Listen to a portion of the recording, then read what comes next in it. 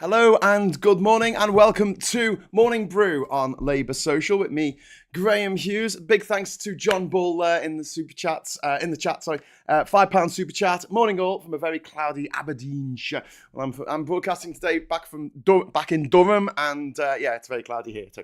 Apparently it's going to rain at 11. Okay, so it is Friday. It is Friday, the 25th of August 2023. Forgive me for getting the date wrong there. It's hard to keep up with all this when the kids are off school. Anyway, Bob says it's urinating down there. Anyway, hello and welcome to Morning Brew. Today we're going to talk a little bit, and I noticed there's people in the chat who want to talk about the fact that energy prices are set to stay crazy high, like they have been for quite a while now, thanks to the Tories. Looks like they're going to stay up there through this winter, which may in fact be as bad or even worse than last winter.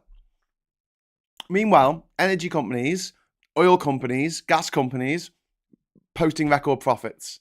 Profits like they've never seen before. Profits where they're earning more in a year than they've earned in the 10 years previous. I mean, it's just an insane amount of profiteering that these companies are doing, and the government's letting them get away with it because they're all mates with the government. But that's not the main thing I wanted to talk about today. I wanted to talk about Trump. Unfortunately, sorry, I know he's absolutely minging. I hate the fact that his face keeps appearing in the news. Annoys me because I hate his face. It's a bit like Boris Johnson. I just want him to go away into a cave where no light can penetrate and just stay there for the rest of his miserable, godforsaken days. But I don't think that's actually going to happen. Now, what I wanted to talk about is not the fact that he was arrested for the fourth time yesterday, in the States. Not the fact that he orchestrated it so it would happen at 7:30 local time, so it would be right time for the prime time on the news, so all the news people would be there. There was a tiny protest, it was quite embarrassingly small, of people saying, oh, this is not fair on Trump. I think he expected more people to turn out. His mugshot looked straight out of a Stanley Kubrick film, as in one of the psychopaths like Alex Legrand or maybe Private Pyle out of Full Metal Jacket. I shouldn't do all this off the cuff, should I? Or Jack Torrance in The Shining. Right. Thank you very much. Yes, I did remember all their names and the films they were in, where they put their head down. They put their head down and they look up like this. And usually it's a sign that they're going to do something absolutely psychotic. And in all three cases, they go and murder someone quite brutally soon afterwards, or just before, actually, I think, in the case of Private Pyle. Okay, so moving swiftly on, we've got Trump, who you'd expect by now that people would be like, oh my God, this guy's a nightmare. This guy's like the worst. He's literally the worst. But no, we don't. But what I wanted to point out is that when Trump left office in January at the end of January 2021, and this is straight after he left the office in disgrace after the insurrection that he mounted on the Capitol. His unfavorability rating was 57. This is on February the 1st, 2020. His unfavorability percentage was 57.1. On August 23rd, so Wednesday to this week, his unfavorability rating was 56.2. So from that point, he has actually got not necessarily, nearly 0.3% more favourable. And in his unfavourable column, he's lost. Let me look at this. It's hard to get the thing on. He's lost about 6% of people 0.6% of people polled have now got a more favourable feeling towards Trump than before. And if you look at this, I'll put this link into the chat so you can check it out for yourself. I'm sorry, I've just moved into another room to do these in future, and my second monitor isn't set up, so I can't actually show you it. But I'll put the poll there. You can see, honestly, the needle hardly moves. His unfavorable rating stays in the between 50 and 60%. Yeah, I'll say between 50% and 57% is his unfavorability rating, and that just stays locked in. It doesn't move much from the median. It just stays exactly where it is. And when he said that he could shoot someone dead on Fifth Avenue and still win the election and still not lose a single vote, I think he was onto something. I really do. And this brings me on to the other thing I wanted to talk about. Johnny Copperhead, thank you very much. I want to talk about Johnny Copperhead giving £5 super chat. Thank you very much. Did anyone see Perjury Taylor Greene saying that all her fellow maggots should get mug shots in support? Did she? Oh, bless her. Bless her cotton socks. Same Marjorie Taylor Greene, who's been having a go at Biden for his economic policies, which have been wildly successful. And she's like, how dare he? Yeah, she's not the brightest spark in the spark plugs. Watched a video today. This is Vendetta about Trumpton, and Anna Kasparin was trying not to piss herself laughing. Well, yeah, I mean, the reason why Trump enjoys this level of support, and you know what, it's not overwhelming. And if he does go in for another election, there's a bunch of problems he's going to face, not least because some states might choose not to put his name on the ballot, because they have a right to do so now, because law professors in America, conservative law professors no less, have said that the 14th Amendment bars him from standing. That hasn't been tested in the court of law, but it doesn't have to be. He doesn't actually have to be found guilty of insurrection in order to be barred by their originalist reading of the 14th Amendment, which came in after the Civil War to stop people who had fought against the government in the Civil War standing for office. That could only be overturned in individual cases by either 60 or a 2/3 majority in the Senate. So yeah, it's not going into this next election. It's not a slam dunk by any stretch of the imagination, but it is quite terrifying that he can do all this, get arrested for the fourth time, and he's absolutely banged to rights. He talks about a perfect phone call, which is a bit like someone talking about a perfect bank robbery. It's like, yeah, but you committed it.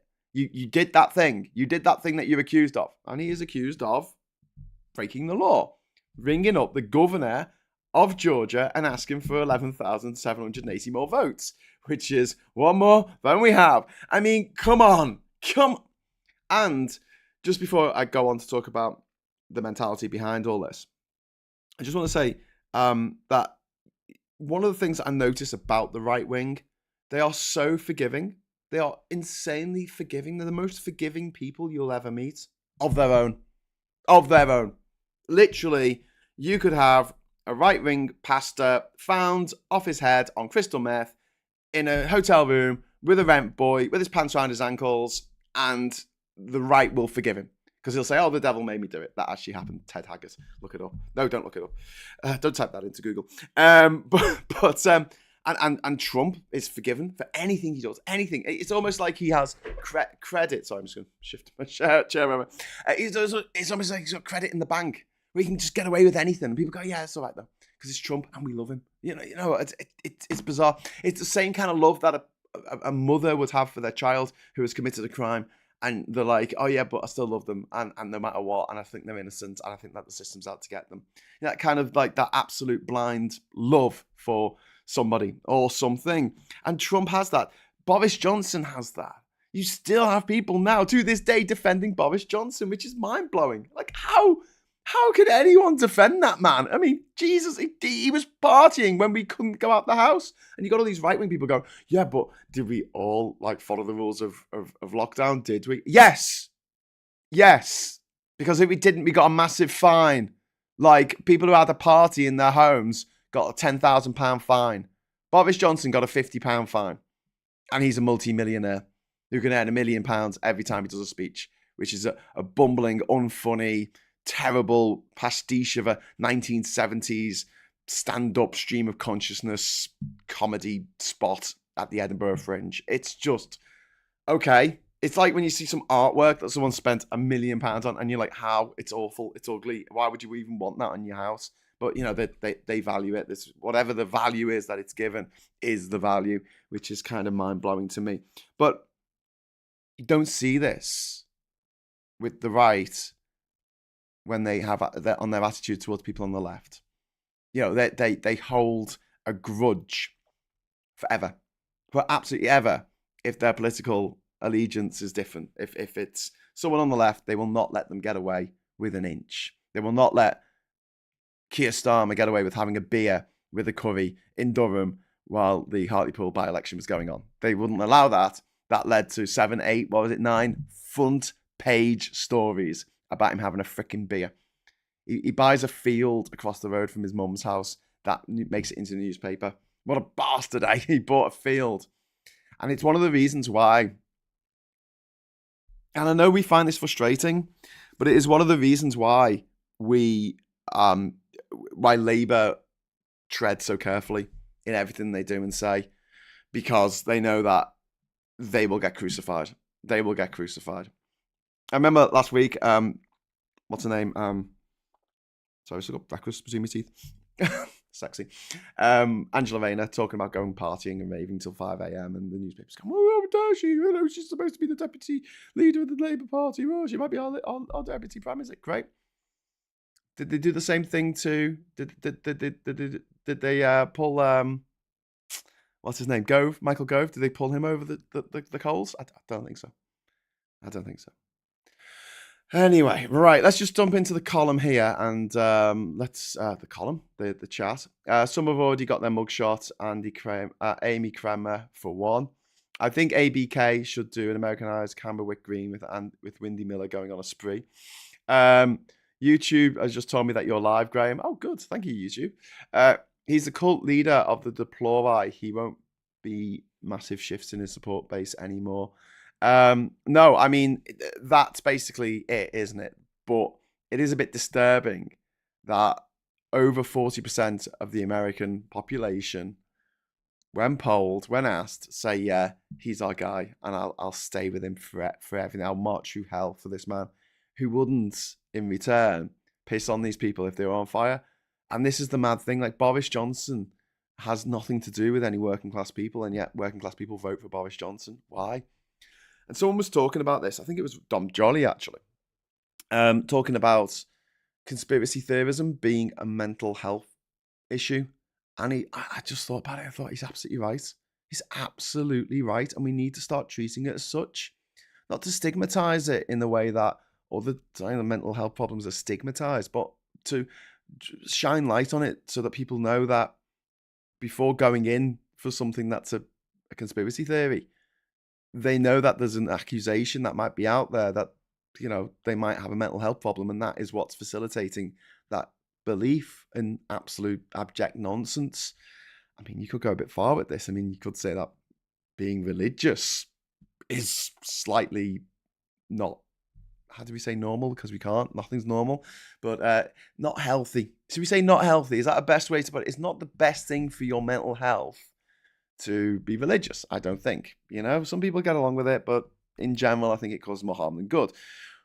But conspiracy theorists, people who follow Trump, are generally conspiracy theorists to a man or woman. Like, they really go in for this whole, he won the election. It was a conspiracy. It was, he won it, you know, 7 million votes. 7 million votes Biden won by. But yeah, it was all fake. It was all not real. It was all put there by the deep state. They call it the deep state in the US. Over here, it's called the blob. The same excuses. You'll see them time and time again. But I think it's worth considering. I'm not a psychologist, obviously, but I think that if a particular mental state is causing people to lose their grip on reality, to fall out with their friends and family, to lose their jobs in situations because they have this conspiracist mindset, it might be worth having a look at it and saying, this is actually doing damage to the people who we say fall for this problem, but it might not be that straightforward. It might not be that clear cut. It might be that genuinely these people have a mental health problem and they can't help it. It's not in that case, you take away agency from that person because it's not a conscious choice that they make. Something's gone wrong somewhere in their faculties, in their critical thinking, or whatever, you know, grey matter, whatever you want to call it, which has led them to go down this route, which is kind of depressing, but in another way, if we can help and get people out of this cult-like mentality, and obviously being in a cult, people they try and help them get out of cults.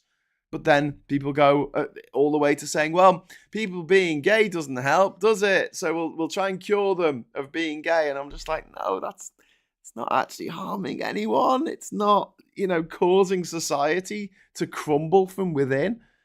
And the fact that we have gone from landing a person on the bloody moon to the Flat Earth Society being resurrected for no reason whatsoever in an era of Google Maps having that and GPS wherever we are, having the Flat Earth Society re-emerge is a surefire sign that we are, the paradox of tolerance.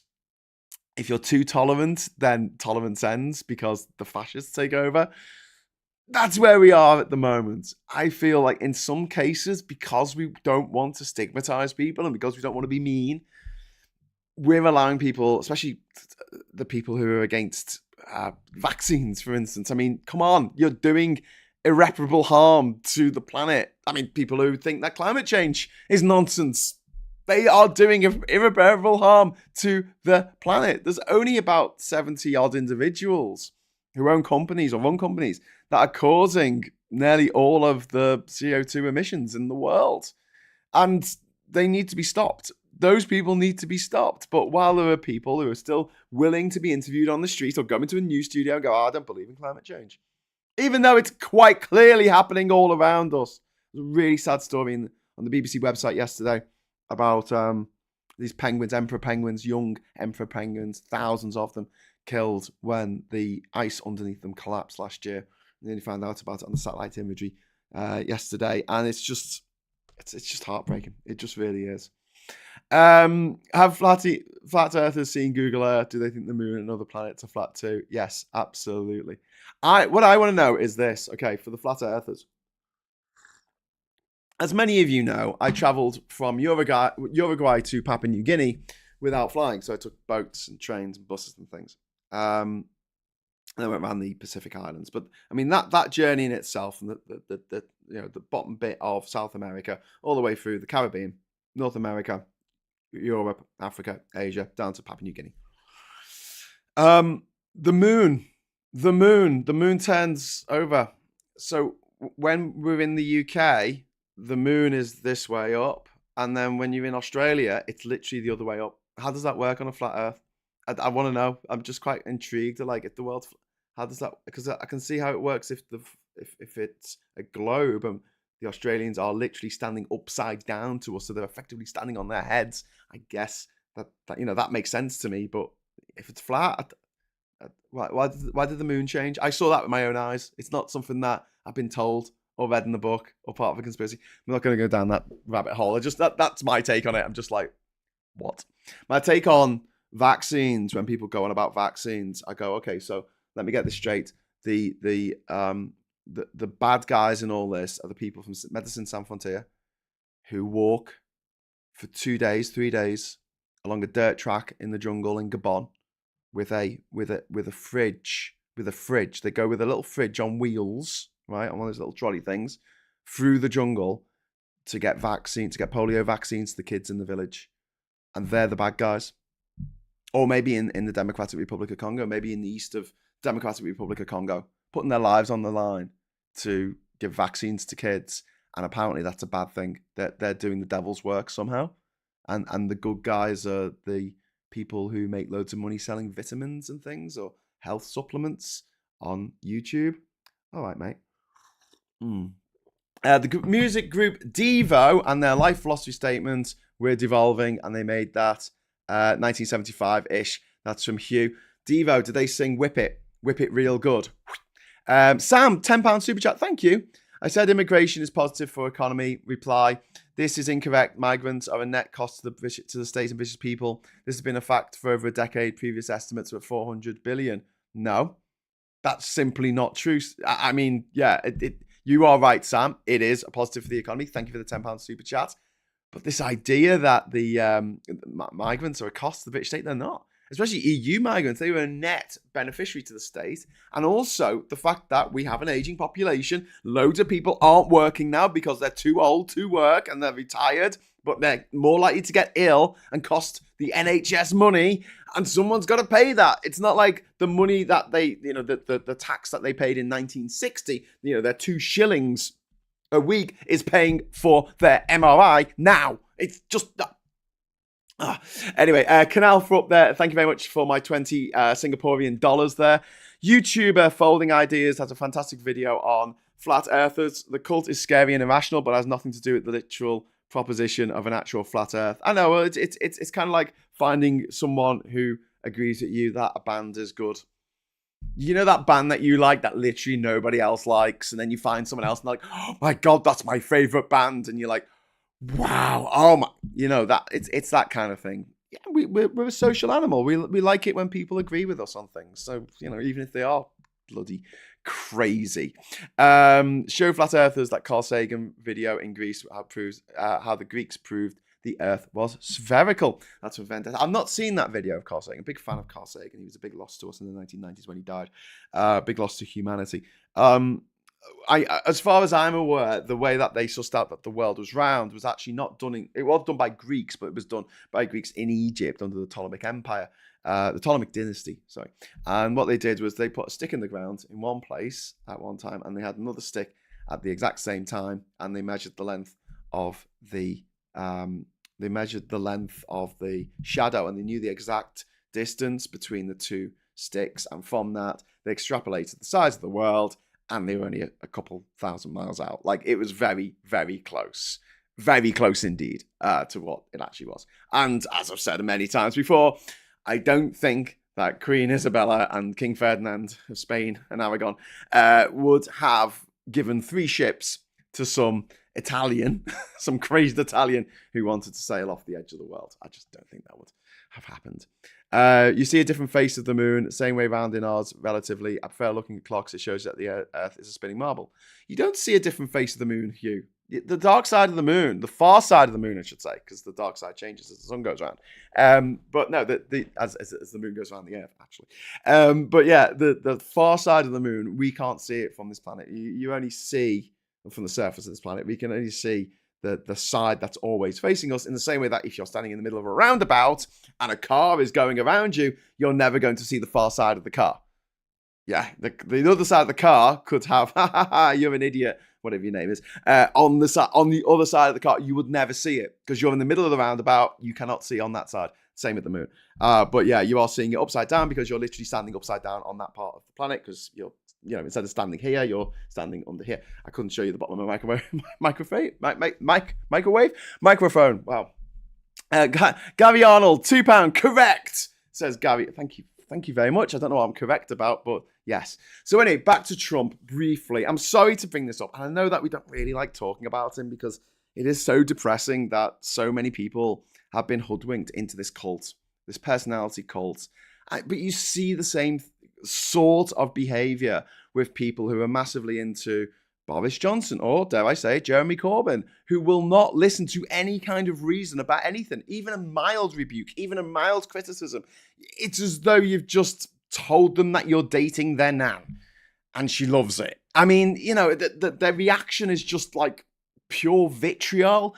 It's emotional. There's no logic to it whatsoever. It's just like, how dare you? How very dare you? You're talking about the man I love. And it's kind of like, oh my God, it's like a teenage obsession, like this girl crush, sorry to be a bit sexist here, but girl crush on a boy band, where it's like, oh my God, take that, a split up. We need a helpline. This happened in the 1990s. Look it up. Take that, the popular boy group, split up, and there was a helpline for distraught fans. This is the kind of thing where, in a way, when it's music or acting or whatever, it's kind of harmless to a certain extent. But then it gets to a point where it infects politics and everyday life, and it's harmful. Why? Well, like I said in my video yesterday about Putin and why he is causing instability through Wagner in North Africa, in the Sahel. Why would he do that? Well, it's to create refugees. He wants as many refugees. I don't think Russia's particularly involved in East Timor or Indonesia or the Philippines. They might be. I just don't think they are. Or Sarawak or Sabah in but Borneo. Malaysia, the bit of Malaysia on Borneo. I don't think they're too involved over there. Why is the whole thing about the Middle East? It's Syria, it's North Africa, it's Libya, it's Mali, Niger, it's Sudan. Why those countries? Why interfere in those countries? Well, because once you have instability, once you have people getting shot dead on the street, once you have a political group that are taking out another political group and putting their rivals in jail or 6 feet under, you create refugees. And that helps the right to get into power, not just in the UK, but all over Europe, because they say, we're going to protect you from the refugees. But like I said in that video, the right are generally incompetent, which is possibly their only saving grace. Hitler was incompetent.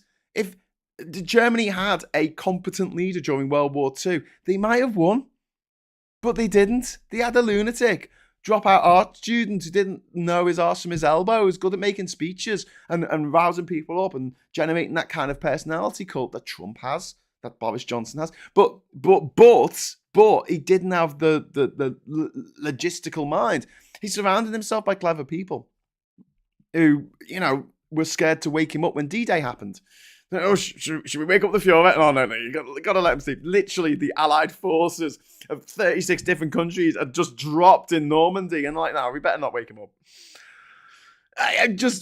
The point being that the saving grace of the right is that they're idiots. By and large, they're not that smart. They're not that intelligent, which means that they're usually quite incompetent. So the things that they try to do, like Trump's disgusting Muslim ban that he tried to bring in, remember that? Or his disgusting wall that he was trying to build, his insane wall that he wants to build between America and Mexico, a plot point taken from an episode of Arrested Development, the sitcom. And he was going to build this. He only built a few miles of it. Mexico was going to pay for it, remember? Like, none of the things he said he was going to do when he got elected got done. None of them. The only thing he managed to get done is get 3 Supreme Court judges just put in unfairly, so that the Supreme Court now is not just a conservative Supreme Court, but an uber conservative Supreme Court with relatively young people in it. And it's a lifetime appointment, so they're going to be there till the day they die. Imagine having the House of Lords in the UK, because it's kind of the equivalent in a way. The House of Lords in the UK, and there's only 9 people in it. And literally 6 of them were chosen by Boris Johnson on the way out of office. That's what we're dealing with now with Trump. I know it's not exactly the same, but you get my meaning. We're stuck with the House of Lords until someone gets rid of it, which is what I'm hoping Keir Starmer is going to do. £1 super chat from One Angry Pagan. Thank you so much, sir. You are awesome. Does the universe have a defined north or south, or is it just convention? We say Aussies are standing up and down. Cathal, no, it doesn't. Old maps used to have east at the top. That's where we get the word orientation from, because that's where the sun came up from. We only really started putting north at the top in the era of it would have been empire, but before colonization, but the era of empire. One of the reasons was so that Europe was at the top, or Britain was at the top, but also the development of the magnetic compass, which points north. So it was like, well, I can put that on my map and turn the map around, so that's pointing to the top of the map. And that's why it was. There's also the fact that on the planet Earth, there are very few countries in the southern hemisphere, and this comes as a bit of a shock to people because we're so used to seeing the lovely picture of the Earth, of the countries, the map, and it looks like it's kind of half and half, isn't it? Doesn't the equator go through the middle? It doesn't. The equator on most sort of Mercator projections is actually lower than you would think, and there's about 30 countries, if that, of the 193 countries in the world that are in the southern hemisphere. So just out of basic logistics, it made sense to have the north at the top and the south at the bottom, because there was less to put in the south, I guess.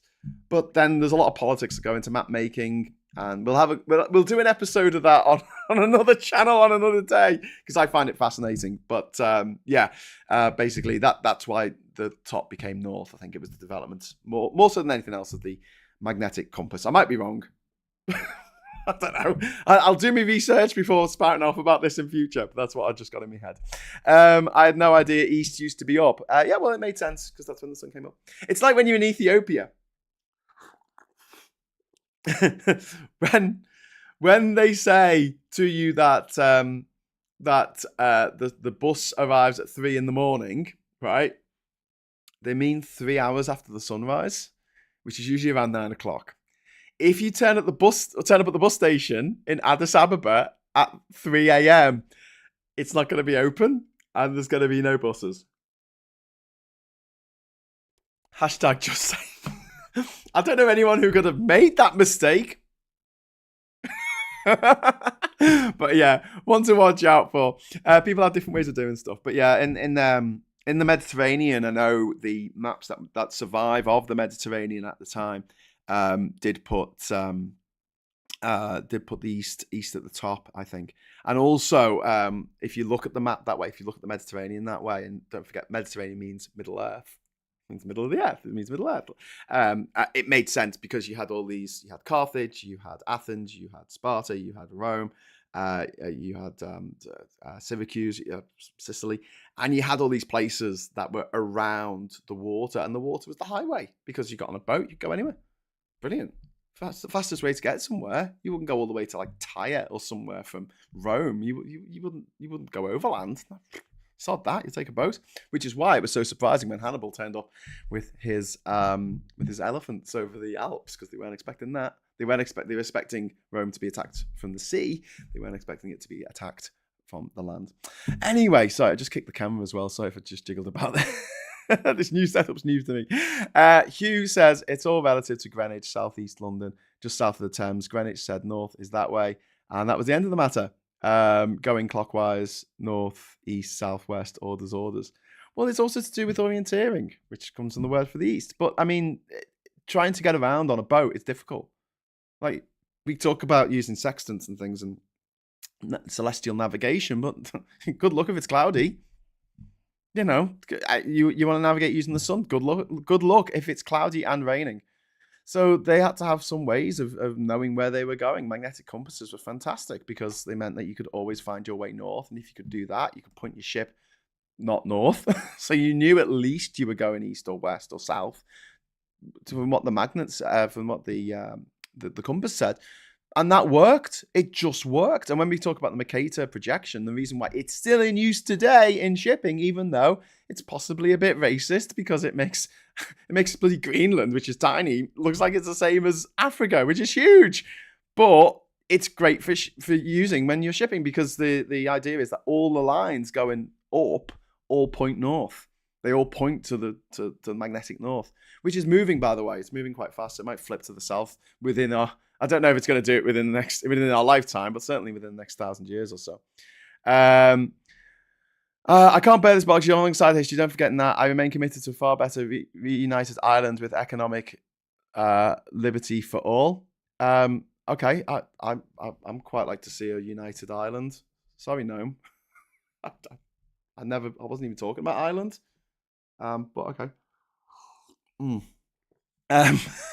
Jeremy Faxman says Super Tansky. Hi Tan, come join us on the Labour Social tonight, Tan. We'd love to have you. Right, listen, I'm sorry. This is no slur against the lovely people watching, but I've got to go. It is past 10 o'clock, and I'm sure you're gagging to go listen to James O'Brien on LBC. If you want to go and listen to the listen along that we have on the Labour Social Discord channel, you're very welcome to join us on that if you're a member. And from next week, we will be doing the Swear Jar with Super Tansky, and we will also be doing a special show just on Discord. It will be like a Zoom call with you. If you want to join on video, you can. If you don't, you can join in the chat. But that will just be exclusively for YouTube members and for patrons. So that'll start next week as well, as things get back to normal after the summer holidays. So there you go. Map grids do not point magnetic north. That'll be compasses. Well, yeah, I know, because the magnetic north moves. Oh god, we're probably getting into an interesting debate here about orienteering at maps and the British Empire, which we can talk about at a future date, but we don't have time now because I've got to wrap things up. Hey Hunt says, agenda today. Yes, so the agenda will be on at 1 o'clock today. So please join me and Phil Morehouse as we wrap up the stories of the week. And there's a few things that I haven't mentioned on this show, which Phil has done videos for this week. So please check them out if you're not already subscribed to A Different Bias. I strongly suggest that you get onto that. We'll be doing that, and also look out today, tomorrow, the next day will be. I'm just going to try and do a morning moment of truth every day, and also Phil will be doing his Labour Vision episodes on Sundays at 4 o'clock. They'll go out, not live, pre-recorded, but it's pretty good. It's pretty good. Okay, so so that's your lot for today. Thank you so much for watching. Thank you for the super chats. Thank you for all your lovely messages. And until next time, I'll say hello, good evening, welcome, and goodbye.